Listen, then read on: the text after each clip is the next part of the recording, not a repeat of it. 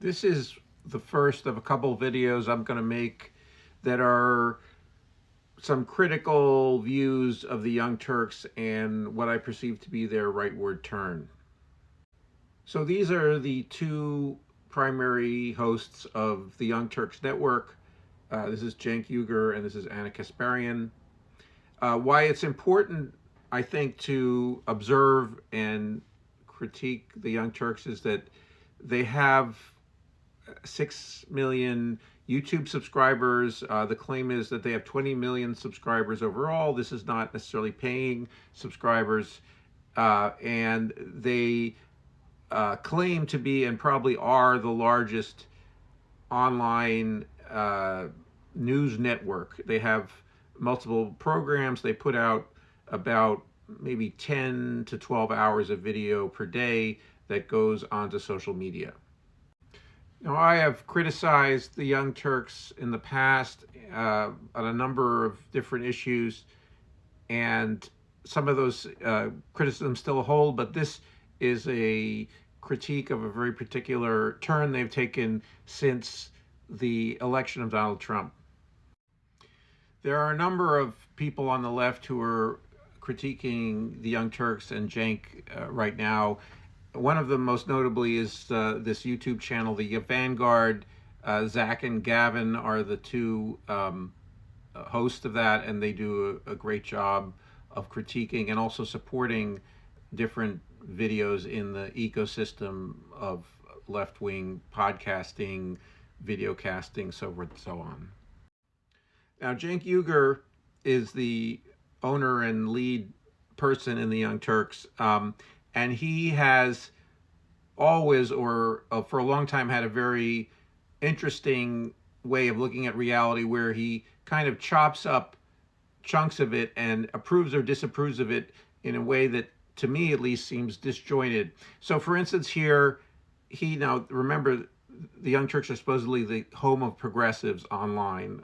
And here he's saying that he approves of parts of Trump's agenda, and if he said, if he put me in charge of communications on anything we did agree on, I would deliver an endless string of victories. Our enemies would cower before us because they would be facing a united America. So this is a very odd way of expressing himself, and it's kind of grandiose, among other things, but also he is saying, well, he would unite with a man who a few weeks ago he called a fascist. Now, this fragmentary view of political and social reality makes it difficult to draw some connections between the past and the present, and also to see people as having a continuous whole character or personality that expresses itself in different ways. Everything is just, I agree with this, I disagree with this, and it's separated from the person that he is critiquing or talking about or reporting about.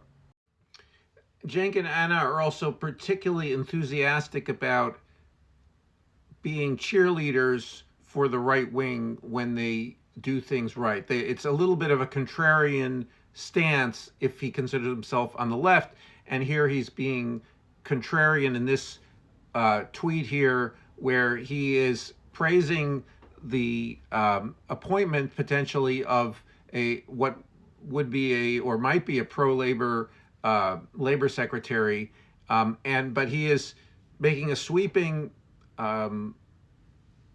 he's being carried away in his praise, where he says, and corporate CEOs are howling in anger, everyone is a winner. So he's imagining this glorious triumph of right populism, which he thinks is equivalent to left populism, but just on the right, or very, very similar. And his plan, in a way, has been for a while, is that he thinks right populists and left populists will get together and they will overthrow the establishment. But Cenk and Anna are grading on a curve. You see here, now I have tons of criticisms of Joe Biden, and I think he should be roundly criticized for his failures. But here we see that Biden is called a liar here in this post, and you have a way in which Cenk and Anna are, I would say, fluffing up the right wing and MAGA and Donald Trump, and while being more harsh to the corporate Democrats, who I'm also extremely critical of. Now, the central piece of this particular video is this interaction between Cenk and Elon Musk on Twitter, as well as with Donald Trump Jr., which we'll see in a moment, where Cenk is taking at face value Elon Musk's claims that he wants to create government efficiency through his non-agency, the Department of Government Efficiency, DOGE, and he is saying that I can slash the Pentagon $400 billion easy, and I'll get you to 20% to your goal of $2 trillion to cut from government spending.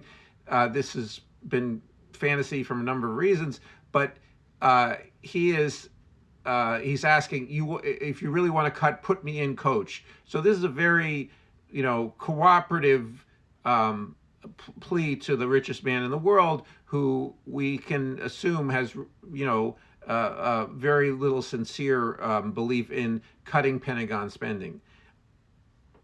Also, the cutting of waste, fraud, and abuse is not the same thing as cutting the military machine and stopping the arms race. This is literally waste, fraud, and abuse is something that should be cut, but is not the left-wing approach to creating a government that relies more on diplomacy and not on brute force to basically pursue an imperial agenda throughout the world. And here we see the follow-up to Elon Musk's saying specific suggestions are welcome, and Cenk says, well, military generals should not be allowed to take jobs at defense contractors for 10 years. And then you see here Donald Trump Jr. saying this is a great idea and has been. So here we see some positive feedback to Cenk from these two right-wing, rich people. And Cenk is here in this tweet reflecting on this interaction on Twitter with Musk and with Trump Jr. And he is lambasting the Democrats for not having opened up their suggestion box to him, and he's saying that this shows them they're more open than the Democrats. So he's kind of running away a little bit in terms of his enthusiasm based on this very small interaction online with these two right-wing leaders. A couple days ago, Cenk defended this interaction by claiming that David Sirota, a longtime left writer and activist, also offered a similar cooperation, idea about cooperating with this Department of Government Efficiency.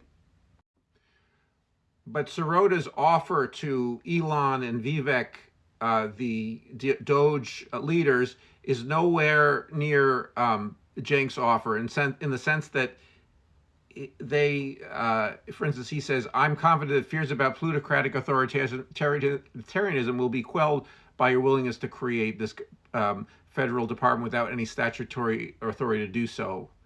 So this is a barbed offer that he created that is rooted in a left critique of plutocratic authoritarianism, which is nowhere near how Cenk approached Musk.